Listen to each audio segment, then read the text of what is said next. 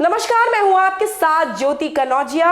आइए रुक करते हैं आज की फटाफट खबरों की ओर। यूक्रेन के राष्ट्रपति वोलोदिमीर जेलेंस्की ने चेताया कि विस्फोट या रेडियो एक्टिव पदार्थों का रिसाव हुआ तो यह न केवल यूक्रेन बल्कि पूरे यूरोप का अंत होगा। प्लांट पर रूस ने पूरी तरह नियंत्रण कर लिया है।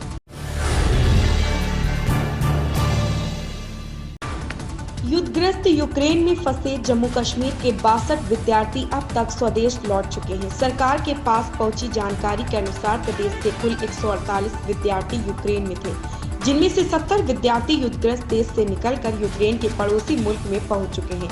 वहां से ऑपरेशन गंगा के तहत इन्हें स्वदेश लाया जाएगा।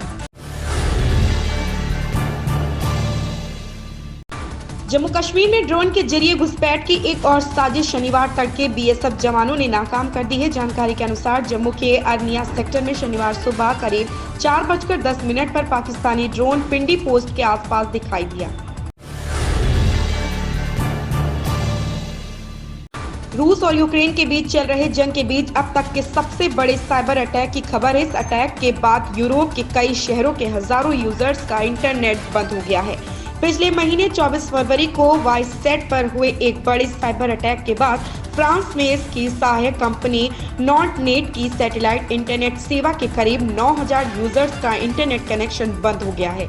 आपको याद दिला दें कि 24 फरवरी को ही रूस ने यूक्रेन के साथ युद्ध की शुरुआत की थी।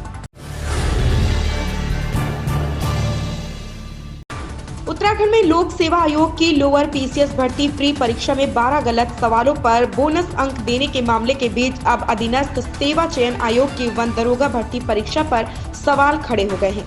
आयोग ने इस परीक्षा में 332 सवालों को पाठ्यक्रम से बाहर मानते हुए हटा दिया है और उनके बदले सभी उम्मीदवारों को बोनस अंक दे दिए हैं। उम्मीदवार इसके विरोध में उतर आए हैं।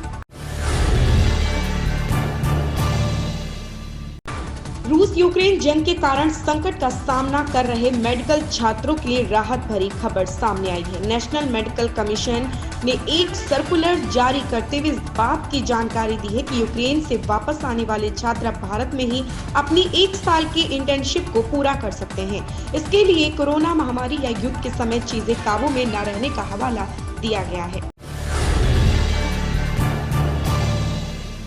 देश की आर्थिक राजधानी मुंबई में कोरोना की तीसरी लहर खत्म होने के बाद ब्रह्म मुंबई महानगरपालिका बीएमसी ने मुंबई में चौथी लहर से निपटने की तैयारी शुरू कर दी है। बीएमसी प्रशासन ने संभावित लहर से निपटने के लिए टास्क फोर्स से मार्गदर्शन करने का अनुरोध किया है। भारतीय रिजर्व बैंक आरबीआई की ओर से साझा की गई जानकारी के मुताबिक 25 फरवरी को समाप्त सप्ताह में देश का विदेशी मुद्रा भंडार $1.425 बिलियन घटकर $631.527 बिलियन रह गया है। इससे पिछले सप्ताह में इसमें तेजी आई थी।